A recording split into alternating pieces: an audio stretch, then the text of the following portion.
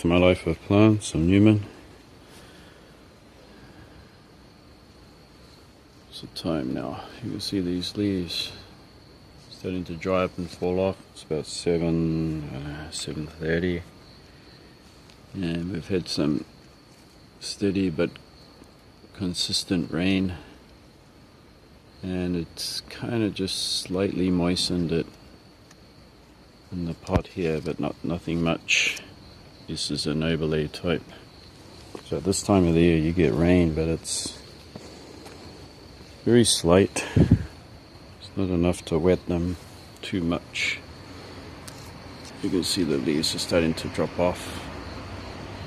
So these canes have matured. They've matured very well. Up here is another overlay type. And you can see that there's some lovely new roots on this Vanda falcata that's been mounted on this conifer tree for the last good year and a half.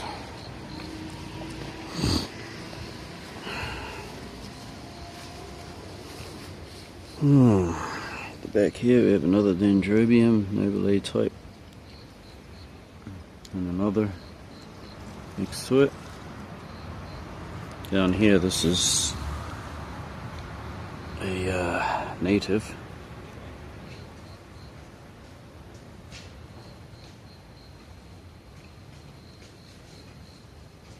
Tosiense. There's lovely yellow blooms, and even these keikis have done pretty well. So this rain's just given them a little moisture, not a lot. These canes are starting to mature here on this Hancocky high, and we've had some good growth on the Dendrobium lodogicii. This will go semi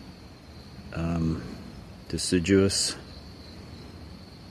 and I will give it a repot in spring. Over here, this one's done well too,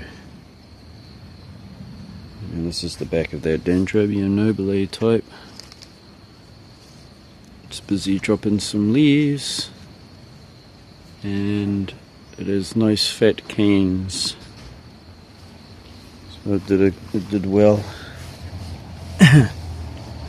Should have plenty of flower buds coming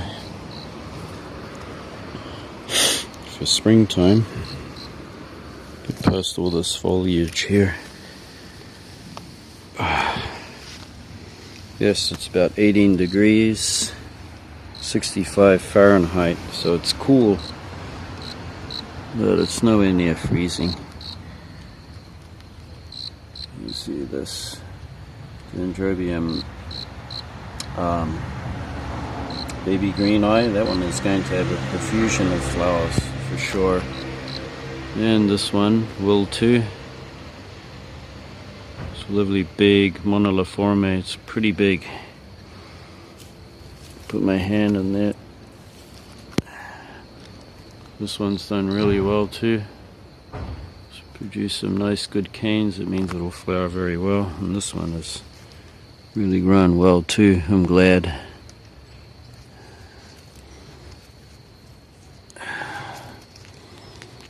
It's going to have a good flowering, and it grows right up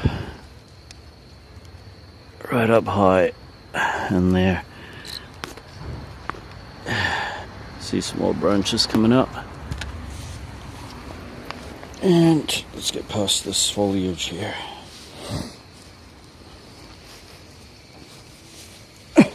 Already showing you these lilies, frog lilies they're called, toad lilies, sorry.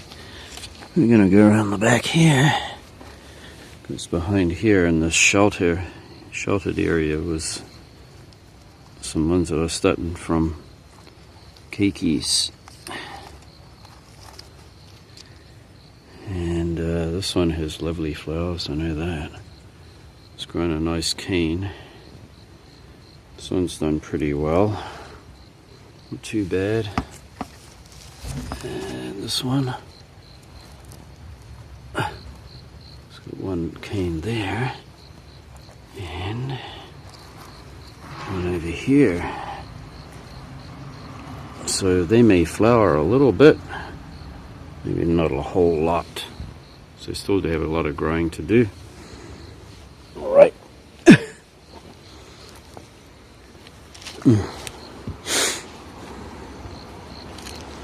This load of GCI has done pretty good on this stick. We've already looked at Jenkinsii. Sorry. There's nothing that's grown as much as this, Dendrobium chrysitoxum. This thing has grown a lot. Look how big these canes are.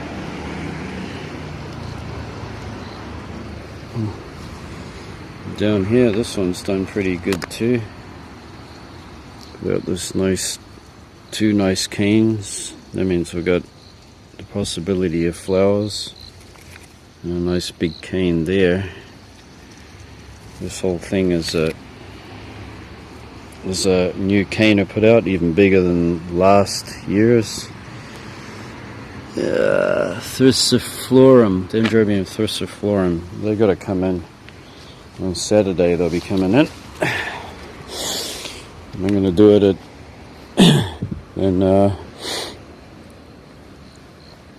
at the appropriate time, so I'm not getting disturbed halfway through it, because I really need to pay attention to what I'm doing. This is another Dendrobium green eye, and it's grown really good. And it's going to have flowers, lots of flowers. This one that is mounted onto this wood has also been growing really well. It may flower, it may not, just because it has a lot more growing than this to do to become a bigger plant. Coming around this side, this is one of my favorites. You will get to see these blooms when it does, and good that we had some rain, because it just rehydrated it enough. But once again, we don't have very much rain from November all the way till late April or May. We start to get the first rains, so they're going to go through quite a lot of dry in the winter. That's why they're able to survive. This Dendrobium nobile has put out a lot of good growth. They put out this whole cane here, plus that one there. It had a little more exposure to the sun. It did well. This one's been doing fine. It's got all this new growth on this side, so it has a possibility to flower. We'll see how it goes. I know that the protection of the shrub here will help it through the winter naturally. And this moniliforme is also grown plenty of new canes. That means it'll flower very well. Got to bring the nepenthes in.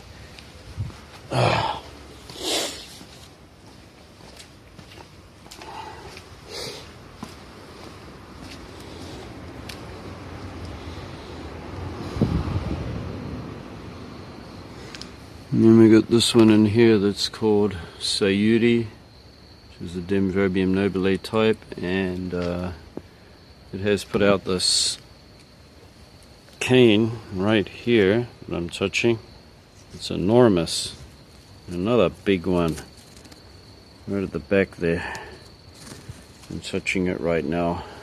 So it has really surprised me, and it is probably one of the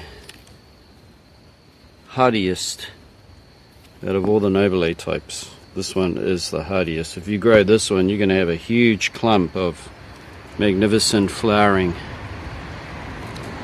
This one is called Sweet Candy, and it started its new growth pretty late, and it's trying to mature it. It's able to mature one. However, these ones are still quite short. It's not going to be able to complete its growing, and that's what happens with hybrids. You can have great hybrids, and you can have hybrids that do all sorts of weird things, but that Sayuri is never going to fail you. And a little look at the natives, the falcatas. See some lovely roots there. When we get to the most coldest parts of the winter, I would just put a frost cloth on, which is kind of an inexpensive, fleecy material that actually lets in airflow and sunlight, but it stops the frost, or the worst of it. Okay, so you know from the last video I'm going to bring all those ones in, which are the Coleogenes. And we have a snail here. Hello, snail. Very, very rare in this garden. But they do have a neat defense system. These native snails, if a beetle comes along, they somehow know it's a beetle. I don't know how. They must give off a smell, and they can smell them. So if I'm to touch it, it won't do what I want it to do.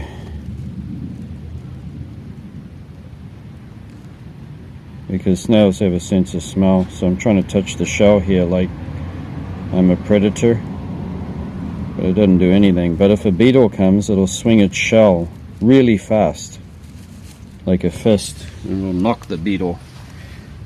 Oh, how wonderful. Sounds terrible, huh? I'm going on about snails, but very, very rare. There's not many of them around because they have a lot of predators that eat them, and if I have a few, I don't mind them. What else have we got? Okay, this one's been a success for me. I'm so glad. Cattleya Kyoguchi Happy Field, and this one's going to come in for the winter.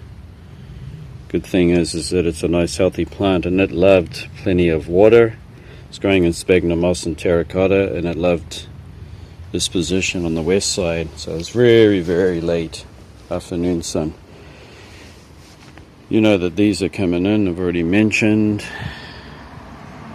They're getting their last bit of water and outdoor living. We got a slug here that's having a talk to some slaters.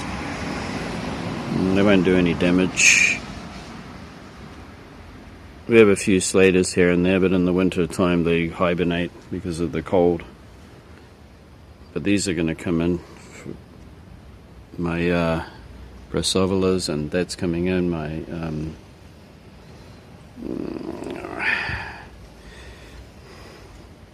Dendrobium or Dockerillia. It's growing so well.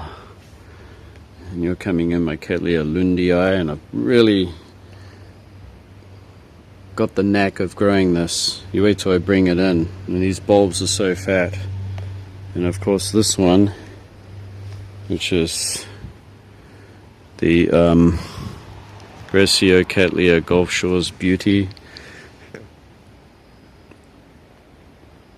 Hopefully it'll come into flower and I won't abort them. And down here I'm not going to bring this one, it's in the Nosm type. Dendrobiums, they stay there. These stay here, the Calanthes, which are native to Japan. This one has lovely yellow flowers. They just go dormant, deciduous. Things have been eating them, but that's normal at the end of the... And this is Denema polybourbon, which has done really, really, really well. Really well in this position. Leptotes bicolor. is going to also come in, and it will flower. It loves to flower during the winter because it has a little bit of warmth in that room. This one is completely dead and it's not going to come back. It was it had a beautiful flower that was not fragrant but beautiful, and it just hasn't managed to grow. This is another kind of a Dendrobium nobile type, and it started to produce its new cane here, which is tiny and stunted, and it didn't grow at all. But this is what happens with hybrids. You get hybrids that are hard to grow on, so don't worry about it. I can guarantee that when they were growing them in the flask, they were difficult. Then up here we got these Neophoenicia falcatas, like you saw up the other end. These two are doing really, really well. I'm not going to have any problems. This one is starting to pull through. It had too much shade underneath that conifer. But these ones will be fine through the winter, and they'll just get their frost cloth. But I'm pretty sure that even without it, they'll survive, because they do in the neighborhood. So I'll just read in between the lines there. This lovely begonia. I might as well have a little peek at it because it's really amazing. Look how big these blooms are. They're huge. They look like daisies. It loves this position here. It's nice and cool. There's 2 pots of them because I made a division. Yeah.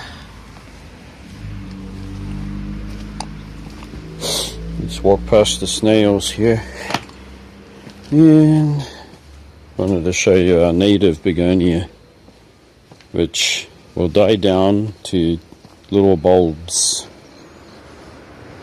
It can handle all the very cold temperatures, and then it has little bulbils on the tips of the leaves after stem after flowering. But here it is. It's just this lovely pink. Lovely pink flower in this begonia, which will, along the stem here, it'll produce bulbils that will fall onto the soil, get covered by some dirt, and they will survive the winter and grow more of them. You can see here it's a little stunted, the growth, because I need to move the begonia into more shade, which is a different position than this. It's a little hard on it. What else can I show you? I think that's about it for now. We've had a good look at everything, and I've had a good talk. And we'll get back to you with more updates on my orchids, especially this Saturday.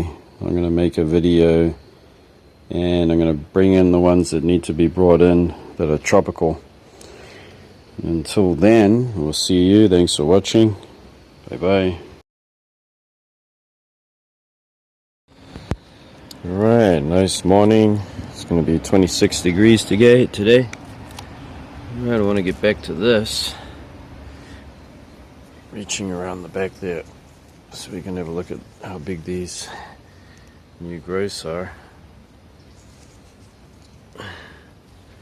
They're pretty big. I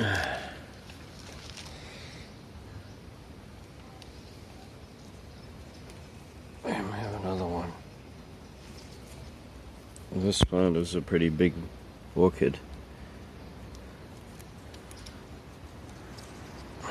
So you can look at my hand. So what I looked up Sayuri, Dendrobium Sayuri again, and what I found is that, well, this information I didn't find before, is that it's crossed with Moniliforme, which explains a lot about why it's such a strong grower in this climate, which which is, it's down to -8 degrees.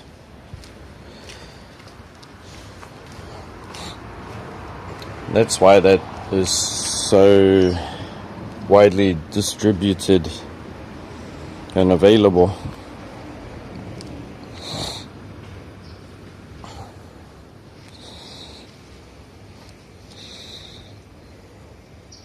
Certainly is getting cooler though. It was about 18 degrees last night. It's not that cold really, and the forecast is to drop down to some night temperatures of 10 degrees, which I can still leave them out here, but I'm not going to. I'm going to be bringing in the tropical orchids. We've got one that we missed yesterday, last night. It's another moniliforme type. Nice and healthy. Let's put out some good growth.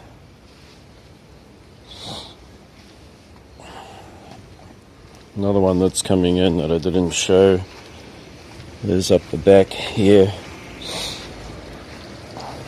which is the Maxillaria tenuifolia.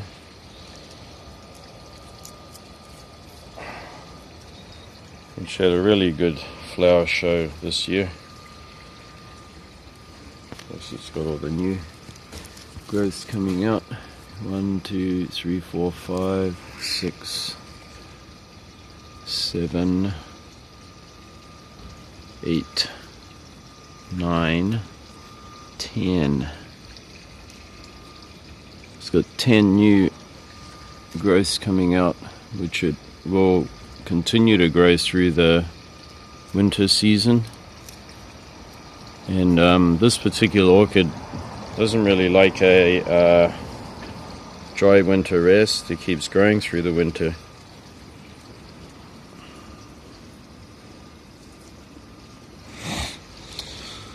Right, so that one's coming in.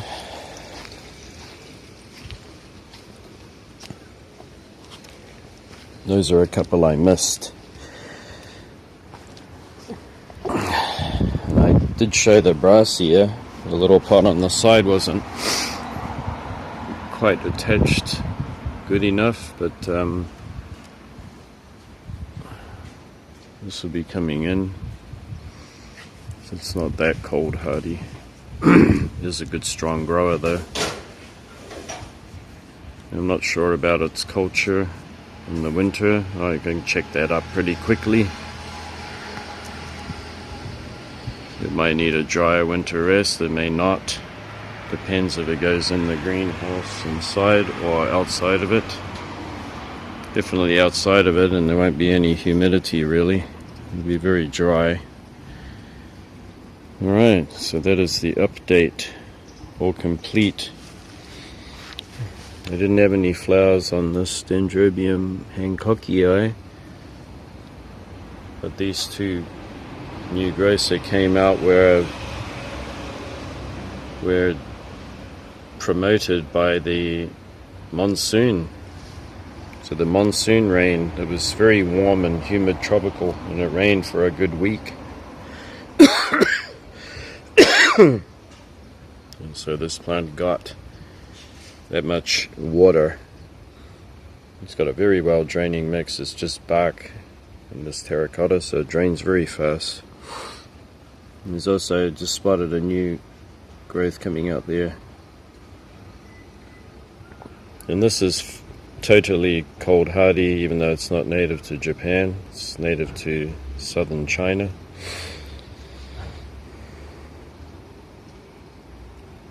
Can resist a lot of heat too.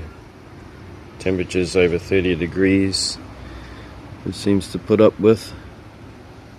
So it's growing. It's just a matter of getting it bigger, and it's used all of its fertilizer, which was animal dung pellets or chicken manure compressed into pellet size, and we got that in there.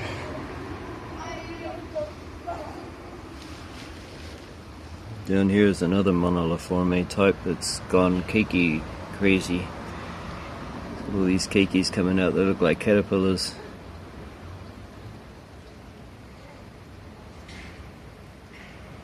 There's a bizarre looking flower.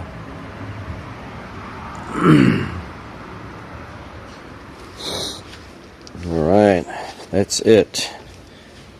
And we'll do an update this coming Saturday, so stay tuned for that.